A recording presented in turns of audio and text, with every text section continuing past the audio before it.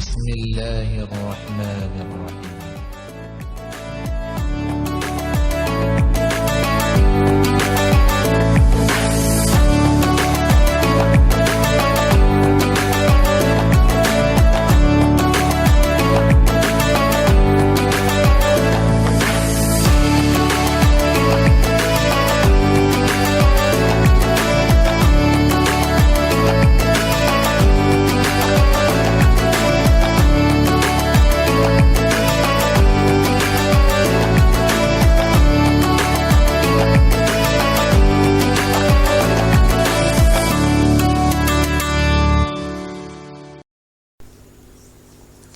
Anakku sekalian, materi pengajian kita pada malam ini kelebihan umat Islam dari umat yang lainnya. Saya ulang, kelebihan umat Islam dari umat yang lainnya. Kita mengambil rujukan dari firman Allah di dalam surat Ali Imran ayat 112. Allah berfirman, Bismillahirrahmanirrahim, Duribat alaihimud dhillatu aynama tuqifu illa bihablim minallahi wa hablim minan nasi. Artinya mereka diliputi, atau juga ada yang mengartikannya ditimpakan, atau ada juga mengartikannya dipukulkan, karena katibat duribat ini adalah PL madi mubniu lil majhul. Alaihimud dhillatu, diliputi kehinaan, ainama tuqifu, di mana saja mereka berada, apakah dia di udara, di laut, di darat, akan ditimpakan kehinaan, illa, kecuali yang tidak ditimpa kehinaan itu bihablim minallah, jika mereka berpegang kepada tali agama Allah, wa hablim minan nas, dan tali perjanjian dengan manusia. Dalam ayat ini memakai kata hablin. Sebenarnya arti harfiah dari hablin itu tali. Tali adalah alat penyelamat anak-anak. Apa saja kalau kita ikat dengan tali pasti kuat. Tapi kalau tidak kita tali, maka tidak bisa menjadi kuat. Adapun bidang-bidang yang diatur oleh hukum Islam itu meliputi: satu, hubungan manusia dengan penciptanya. Tadi sudah disebut namanya hablim minallah. Itu hubungan manusia dengan penciptanya. Disebut dalam ayat ini hablim minallah. Hablim minallah ini terbagi menjadi dua, yaitu satu, ibadah mahdhah,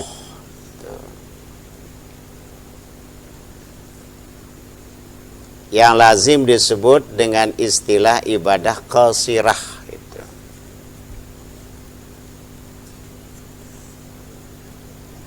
Dalam bidang ini yang disyariatkan adalah rukun Islam yang 5. Masih ingat rukun Islam yang 5? Masih. Kemudian juga yang disyariatkan rukun iman yang 6. Nah, ini masuk dia dalam ibadah mahdhah.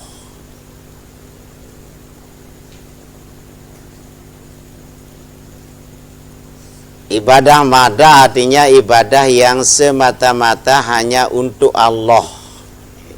Karena kalimat mahdah itu artinya semata-mata hanya untuk Allah. Dan karena hal itulah dinamakan dengan ibadah qasirah, yaitu ibadah yang terbatas, yang disebut namanya qasirah.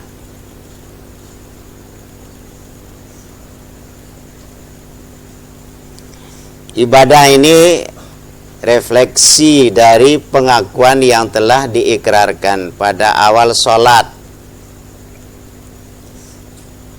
Kita setiap sholat pasti kita membaca ayat ini. Inna sholati wa nusuki wa mahyaya wa mamati lillahi rabbil alamin. Bahwasanya salatku dan ibadahku dan hidupku dan matiku semata untuk Allah semesta alam. Dari pernyataan inilah, jika melakukan ibadah tanpa didorong keikhlasan, maka terjebak dalam kemusyrikan yang mensekutukan Allah. Dan syirik itu ada dua macam. Pertama namanya syirik khafi, yaitu riya. Riya ini membatalkan pahala ibadah. Apa saja ibadah kita kalau ingin dilihat oleh orang, maka pahalanya batal. Misalnya sholat 5 waktu, puasa Ramadan, zakat, haji, tidak dengan ikhlas, maka pahalanya menjadi batal. Itu riya. Misalnya kita lihat di sini dalam kitab Fawaidul Mukhtarah.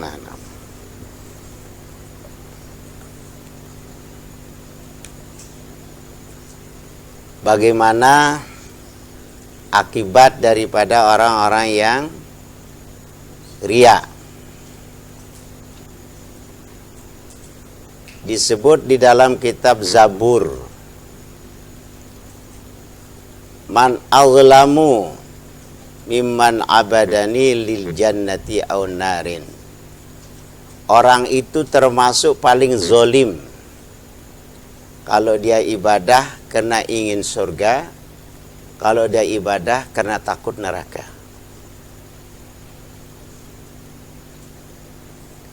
Laulam akhluk jannata wala naran alam akuna ahlan an uta'a. Ini pertanyaan.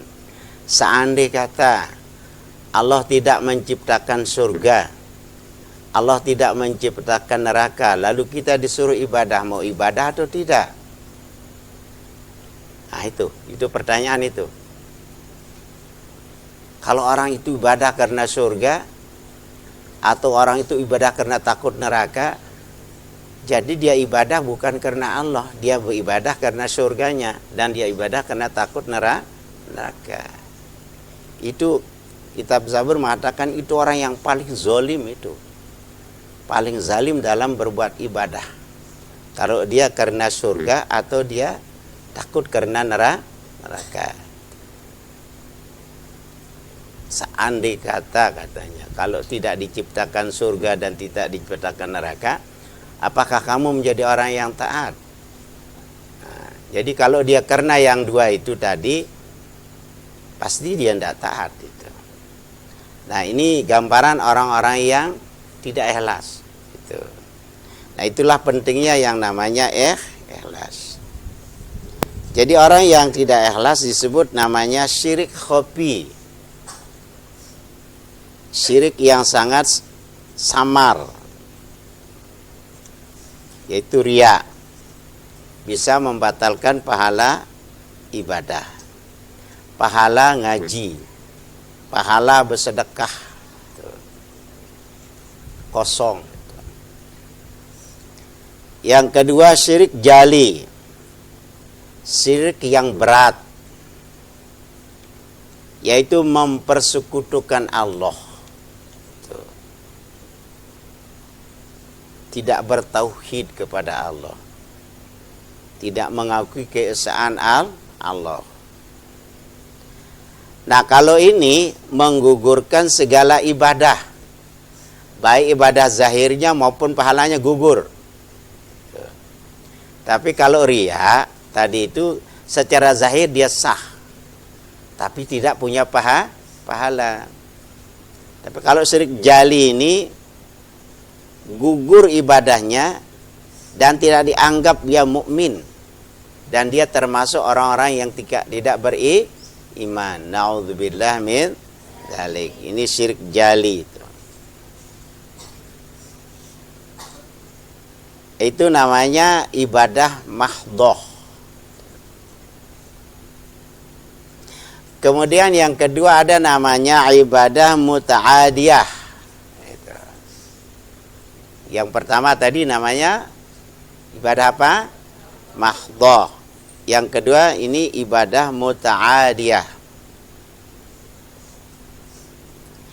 yaitu ibadah yang tidak terbatas.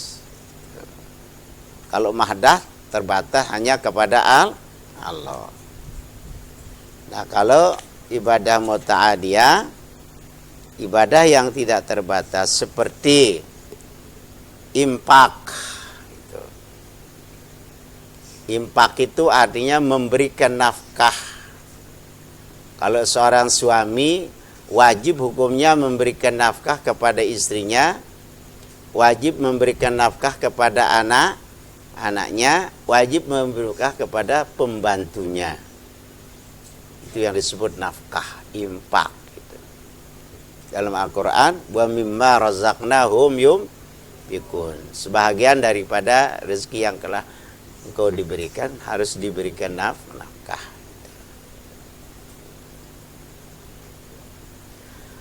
Apalagi sedekah itu.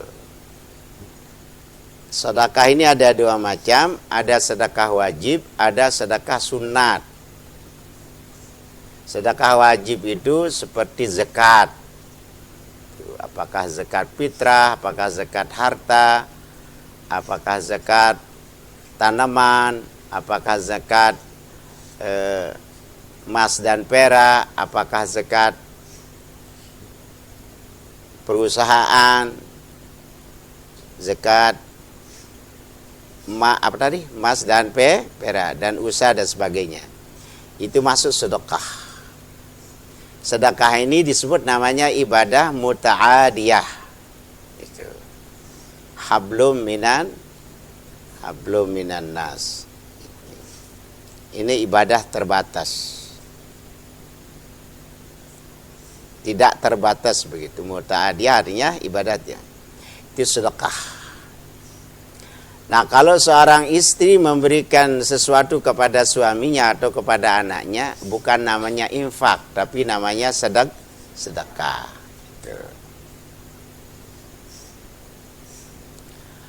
Kemudian yang berikutnya contohnya wakaf. Wakaf itu misalnya wakaf sawah, wakaf Al-Quran, bisa juga itu. Misalnya kita beli Al-Quran, lalu kita wakafkan ke masjid supaya dia dibaca, itu namanya wakaf. Itu.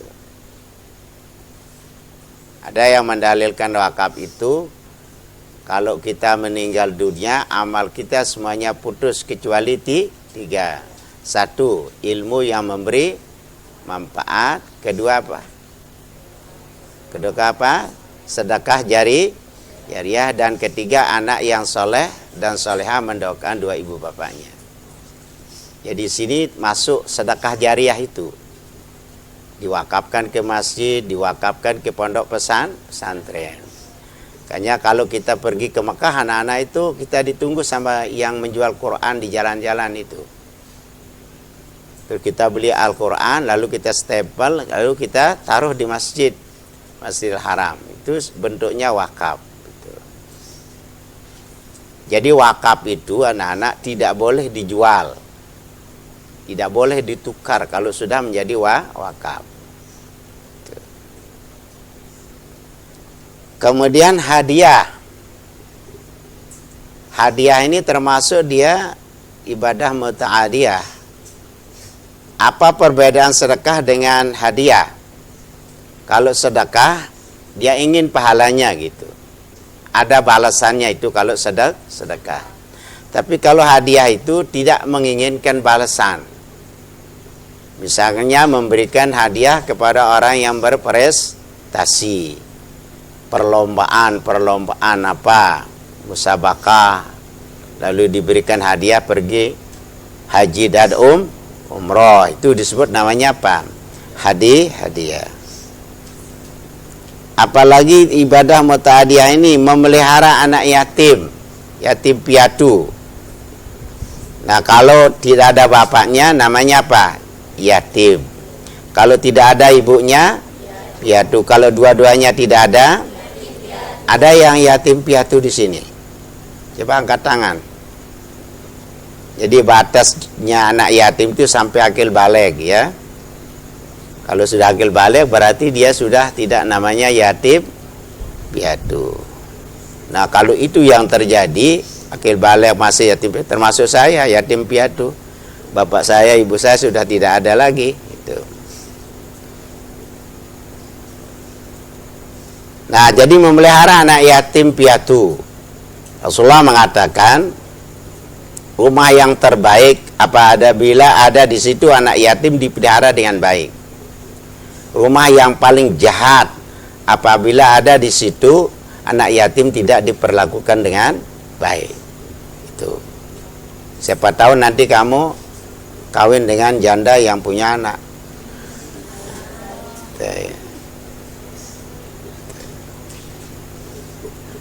Jadi piatu dia ya. Atau laki-laki nanti kawin dengan janda ya. Tadi perempuan kawin dengan duda misalnya. Itu ada anaknya masih kecil. Itu.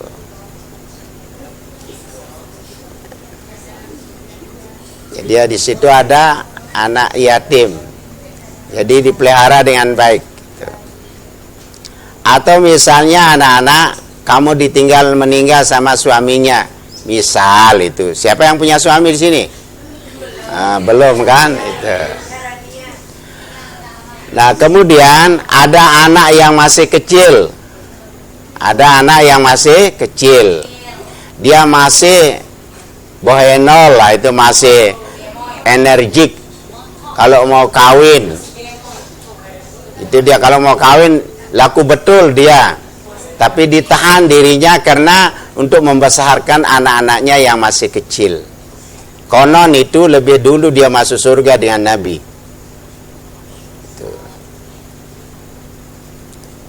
Nah, itu anak-anak karena dia ingin memelihara anak-anaknya. Yang paling pas memelihara anak itu adalah ibu, ya, dibanding bapak itu.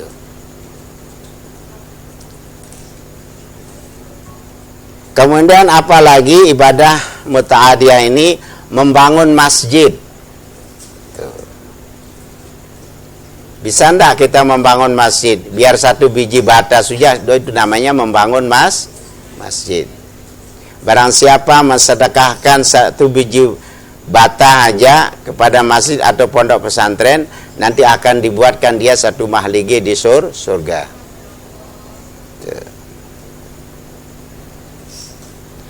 Apalagi membangun madrasah, membangun pondok pesantren, itu termasuk namanya ibadah muta'adiyah. Belajar seperti kamu ini, jadi siswi dan siswa, santri dan santriwati, itu termasuk ibadah. Ibadah apa? Muta'adiyah. Mengajar ya, Kan kata apa namanya Sufyan As-Sauri itu, ilmu itu pertama kalau kita belajar ilmu katanya diam. Ya. Kalau waktu dijelaskan diam. Yang kedua dengar. Tuh. Jangan diam saja tapi tidak dengar. Gitu-gitu kan HP aja perbuatannya. Tuh. Yang ketiga hafal.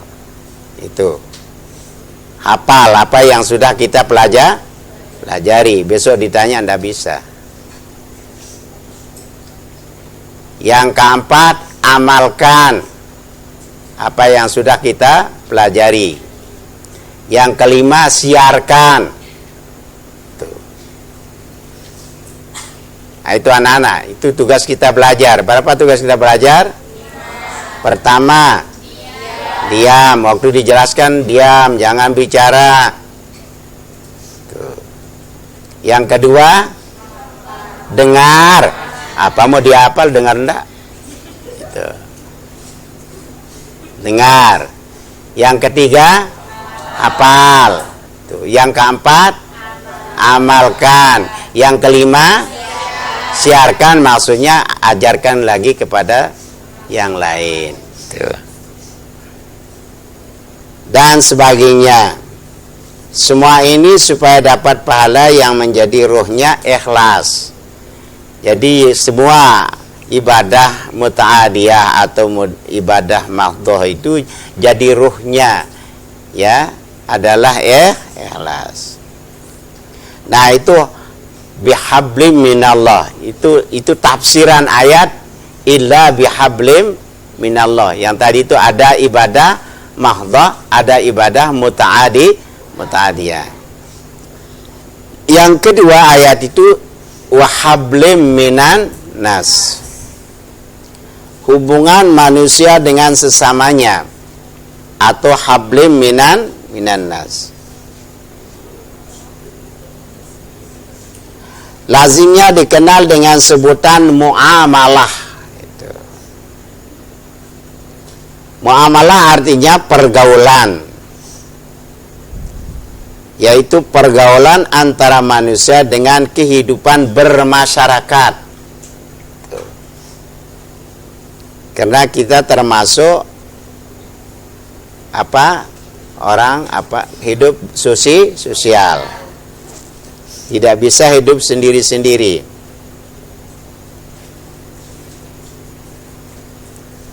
Sebagaimana kebiasaan orang Arab mengatakan agama itu pergaulan. Ad-dinu muamalah, kata orang Arab. Agama itu adalah pergaulan. Seperti juga sabda Nabi Muhammad sallallahu alaihi wasallam, kama tudinu tudanu. Kama tudinu tudanu. Sebagaimana kamu bergaul, begitu pula kamu dipergauli. Kita bergaul, pasti ada teman kita bergaul. Itu. Tidak boleh hidup-hidup sendirian. Nah, dari pengertian inilah, maka menurut ajaran Islam, muamalah antara sesama manusia harus berjalan dengan baik. Sebagaimana dikehendaki hadis Rasulullah sallallahu alaihi wasallam, innama bu'itsu liutammima makarimal akhlak. Hanya saja aku dibangkitkan untuk menyempurnakan kemuliaan akhlak.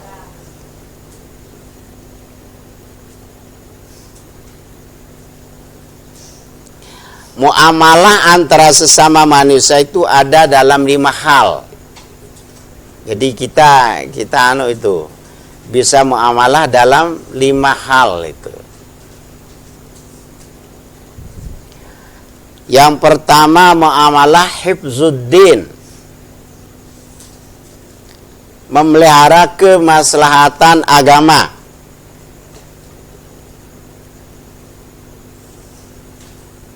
Supaya dapat berjalan sesuai dengan tata aturan yang diberikan Allah, baik dalam wujud penegakan terhadap dasar-dasar pokok keagamaan, seperti hal yang berhubungan erat dengan keimanan, yang berhubungan dengan salat 5 waktu sehari semalam, yang berhubungan dengan zakat, yang berhubungan dengan puasa Ramadan, dan lain sebagainya. Itu disebut namanya hifzuddin, memelihara kemaslahatan agama. Ini ndak bisa kita tidak muamalah itu. Tidak bisa sendiri-sendiri.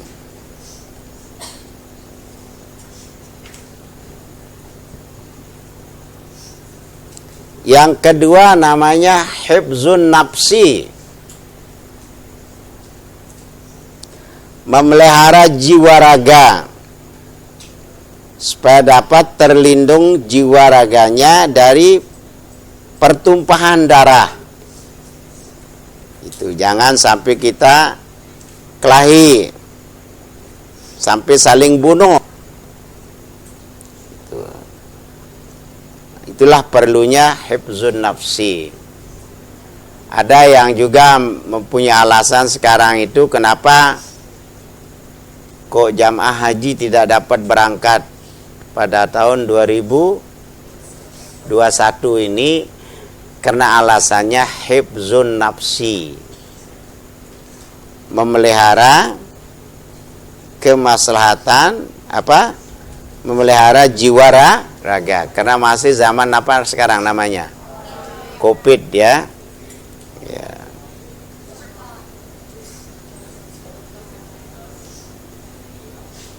Tak boleh kita adakan pertumpahan darah, seperti memperlakukan hukum pidana Islam atau berbentuk itu infrastruktur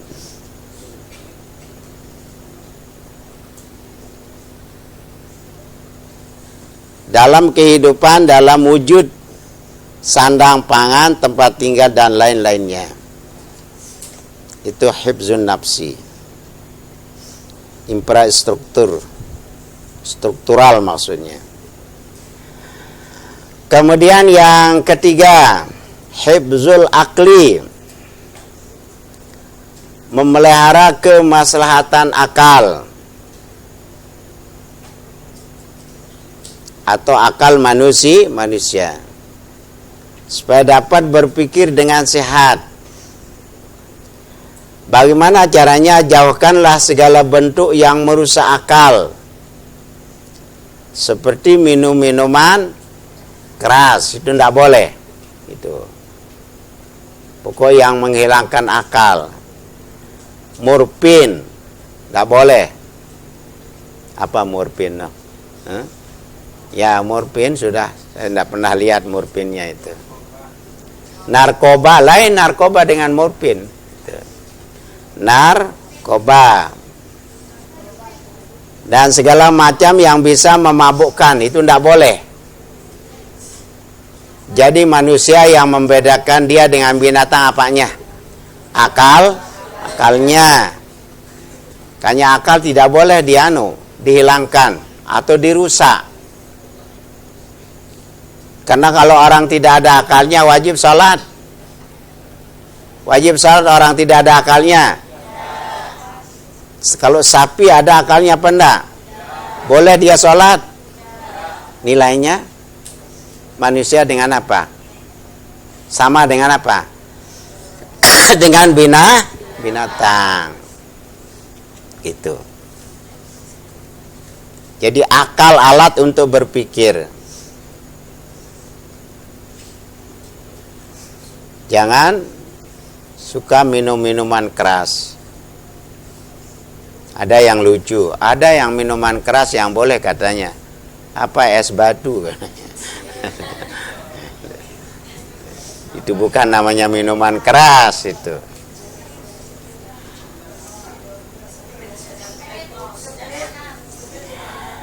Yang keempat, hifzun nasli, kemaslahatan keturunan manusia.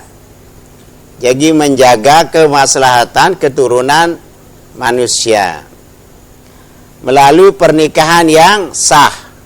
Itu. Nah, sekarang sah itu dua kalau di Indonesia. Sah menurut agama, sah menurut undang-undang yang berlaku di negara kita, Republik Indonesia ini. Tuh. Makanya kalau kamu kawin di bawah 19 tahun, kamu tidak dapat itu pengesahan pemerintah. Itu namanya di bawah tangan itu. Kalau laki-laki katanya 21 sekarang. Kalau perempuan berapa? 19. Tuh. Nunggu saja. Kalau tamat aliyah itu berapa umurnya? Masa 30?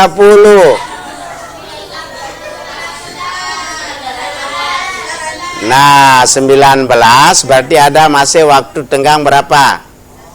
1 tahun. Disitulah pacarannya, jangan di pondok.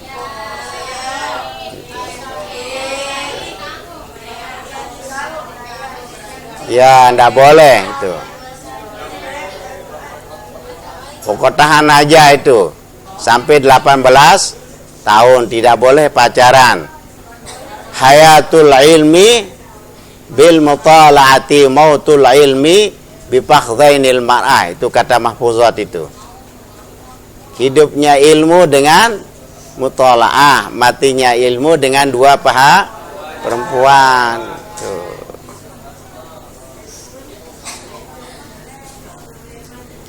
Jadi sah menurut agama, sah menurut undang-undang yang berlaku.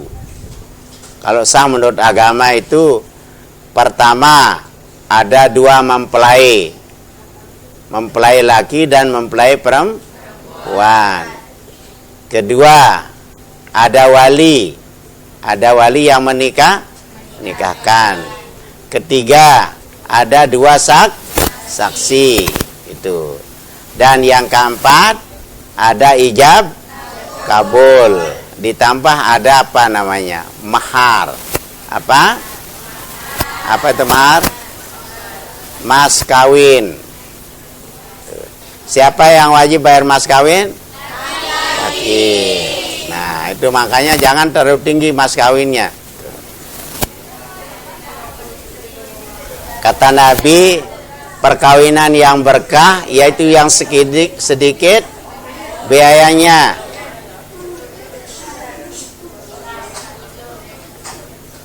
Nah, tidak berbuat mesum. Tahu nama mesum? Seperti berzina dan sebagainya. Itu haram hukumnya, tidak boleh. Tuh. Nah, itu. Bahkan di Al-Quran mengatakan la taqrabuz zina, katanya. Jangan kamu dekat kepada perbuatan zina. Tahu nama dekat sama perbuatan zina? Misalnya ciuman sama pacarnya. Nah, itu tidak boleh. Saling gonceng dengan pacarnya, itu takrabuz zina itu. Apalagi pacarnya itu pakai baju oblong, 3 pakai kutang, ketat lagi.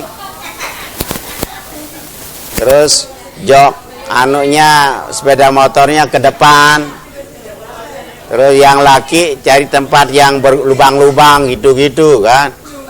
Itu termasuk namanya takrabuz zina. Berpakaian seksi, tidak boleh. Perempuan pakai celana pendek, tidak boleh.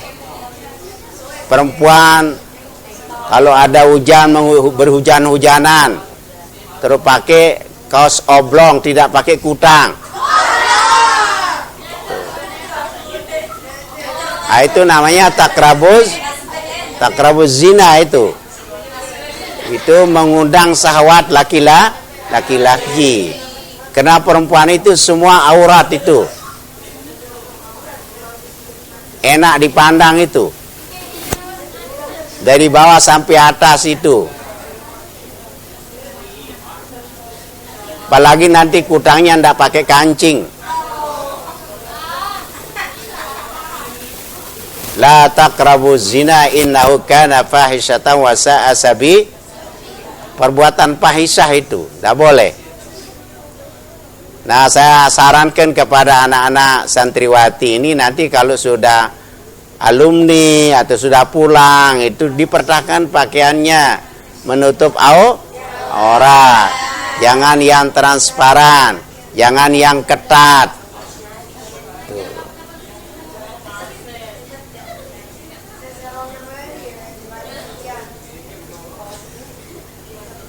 Itu bisa mendatangkan syahwatnya laki-laki.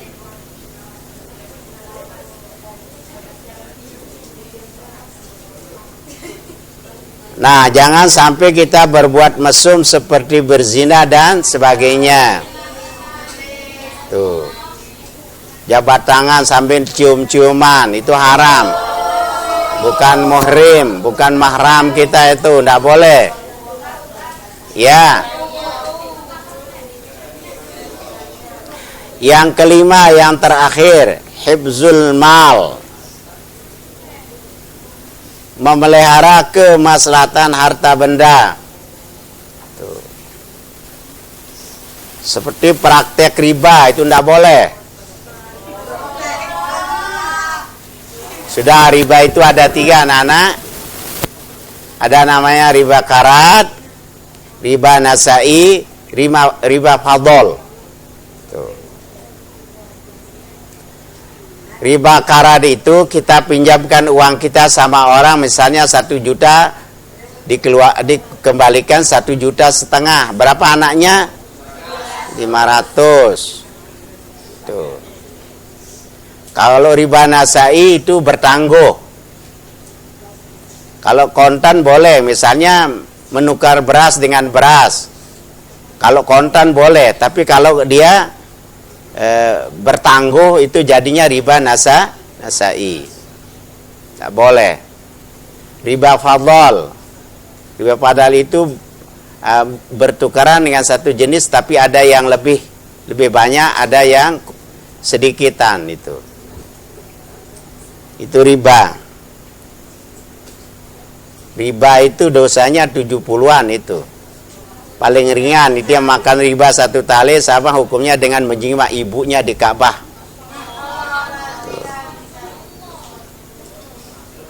Rentenir. Tidak boleh, itu riba. Apalagi menipu, tidak boleh, nipu orang.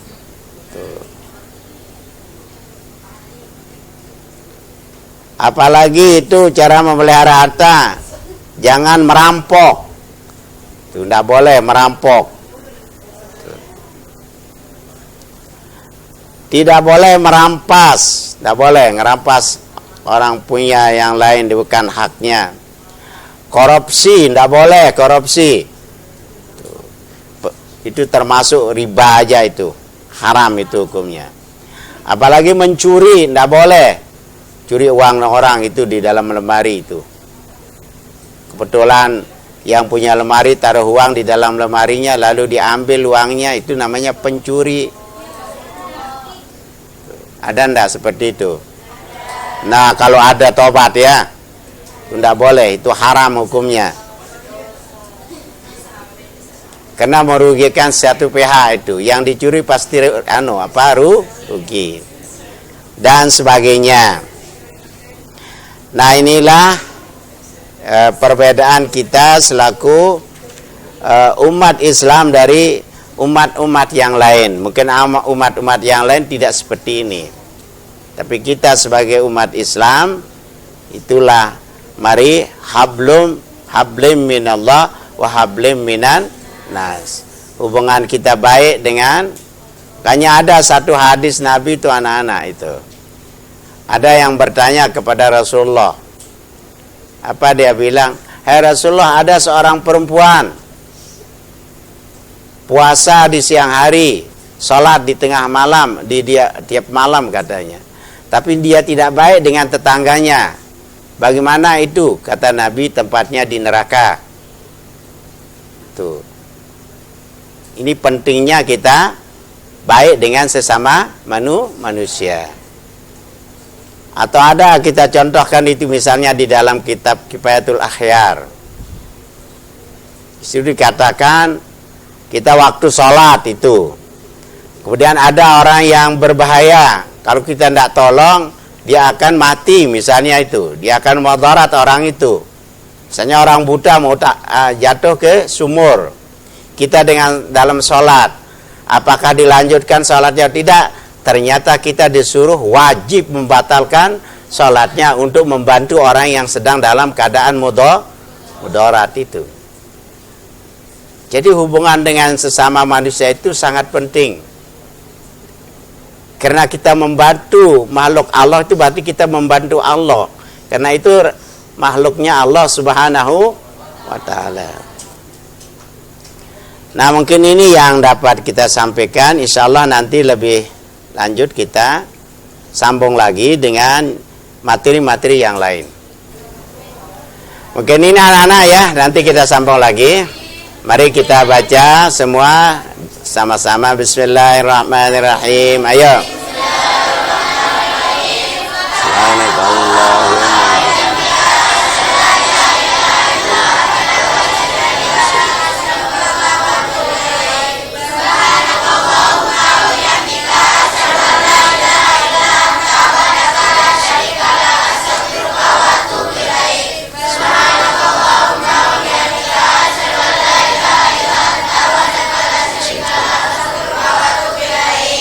Ya, bismillahirrahmanirrahim. Alhamdulillahirabbil alamin. Wassalatu wassalamu ala asyrafil anbiya'i wal mursalin sayyidina Muhammadin wa ala alihi washabihi ajmain. Allahumma ta'alina bituhal arifin waj'alna minal ulama'il amilin birahmatika ya arhamar rahimin. Allahumma 'allimna ma yanfa'una wanfa'na bima 'allamtana. Allahumma zidna ilma warzuqna fahma. Allahumma inna nastaghfiruka 'allamtana fa'allimna ma jahilna fardul lana inda hajatina ilayhi. Rabbi israh li sadri wa yassir li amri wa hlul 'uqdatam min lisani yafqahu qawli. Subhanaka la ilma lana illa ma 'allamtana innaka antal alimul hakim. Allahumma jama' hadha jam'a marhumah wa tafarraqan ba'da hadha ma tafarraqan wa baqa ma'sumah. Allahumma ighfir lana dhunubana wa li walidayna warhamhum kama rabbayana shaghra. Li jami'il hadirin wal hadirat wa li jami'il mu'minina wal mu'minat wal muslimin wal muslimat الأحياء والأموات. ربنا آتنا في الدنيا حسنة وفي الآخرة حسنة وقنا عذاب النار. فضلك يا ستار يا جبار يا قهار وادخلنا الجنة كلنا مع الأبرار يا عزيز يا غفار يا رب العالمين. صلى الله عليه وسلم محمد. الحمد لله رب العالمين. الفاتحة. هدانا الله إلى سبيل الفلاح وإلى دار النجاة والموافق لأقم الطريق. والسلام عليكم ورحمة الله وبركاته.